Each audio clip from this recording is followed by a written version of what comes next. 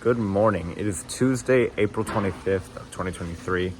It's about 7:30 a.m. right now. And wanted to talk a little bit about mental battery and life balance. So if you find that you're at a phase of your life, this camera's not quite settling.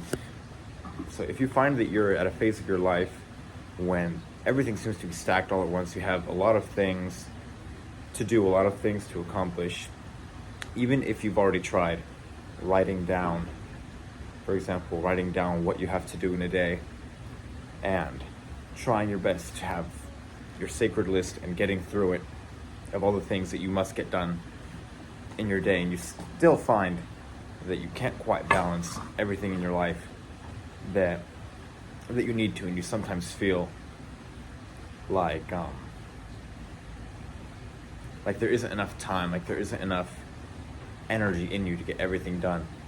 I think this concept that I'm about to talk about of your mental battery and your mental reserves will be quite helpful.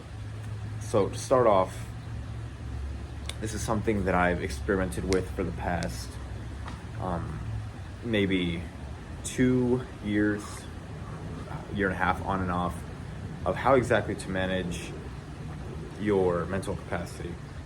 Because when you're trying to be productive, for example, and get a lot of things done in your day, the old trick, and what I used to do and what many people still think of as being the best way to get everything done, is to see what you have to do and force yourself to do it. That is 100% mental exertion, and you have to do all of it. But the concept that I'm going to introduce is one that I think is much more efficient and a lot more intelligent. It's a much more intelligent way of using your mind. So that is the concept of mental battery and conservation. So essentially, if you have a set number of goals, since you usually have many goals at a certain point in your life that overlap, if you have multiple goals that all require work to progress towards, and you must you must work towards each of them every single day or on a regular basis in this phase in your life, what you should do is analyze the amount of work that each of these goals takes and the amount of energy that you have to spend in a day based on your mental battery.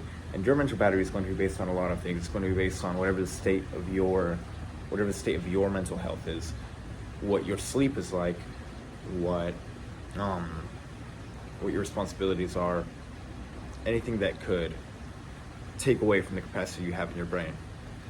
But essentially, when you find that you're trying to get one thing done, let's say your focus is on, getting better grades in school if you're still in school, or working out consistently. Essentially, you should try to have one focus. Now, that doesn't mean that you can't do other things, but you should have one focus that you are essentially calling the goal. Now, once you have that, it becomes a lot easier to begin to list out what the exact. So, if we're defining the goal as the effect, it's the effect that you're trying to accomplish. It begins to become a lot easier to list out the causes that would lead to that desired effect. That is the work that you're going to have to put in to get to your goal. But that is the work that you're going to have to put in to get to your goal.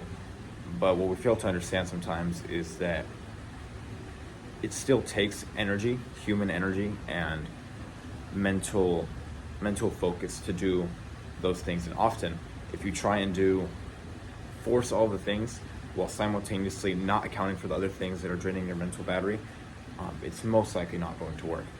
So then the solution would be to analyze what your day looks like, but not necessarily what your day looks like, but the things that take away from mental battery, what you spend your energy on each day. And often you'll find that there are a lot of things that are completely unnecessary. Because to bring one thing up, just completely technically speaking, to bring one thing up, something else that's currently up must suffer to some degree. That is, you can't just create energy out of thin air for everything to go up magically.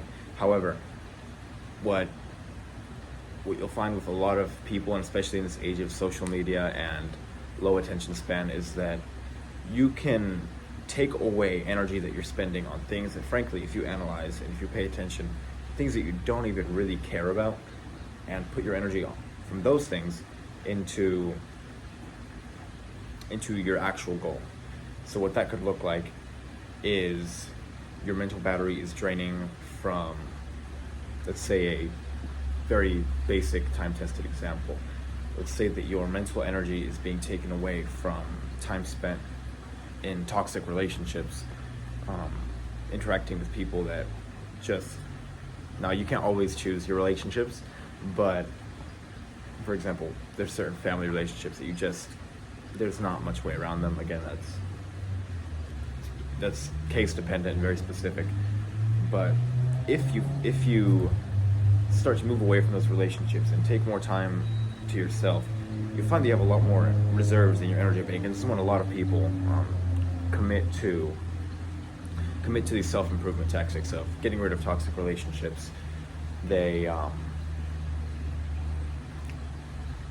stop using their phone so much. All these things that we see as negative habits. When you start to take the energy meter, the dial, so to speak, down from those, you can actually turn it up for the things that you want to do. People often pair these things. When you see people get into self-improvement, they do all of these, start lowering all these negative things, and you might see them start to work out consistently. They start eating healthy. They become more productive. What I think you could try doing is analyzing your mental battery, genuinely be conscious of the things that are taking place in your mind, what's taking away from your energy, what is using energy in your mind, what those things are bringing you, how they serve you. If you find that something does not serve you, try and analyze ways that you can lower the mental spending on those areas, and see if you can bring up the attention that you then place on the areas that you do want to focus on.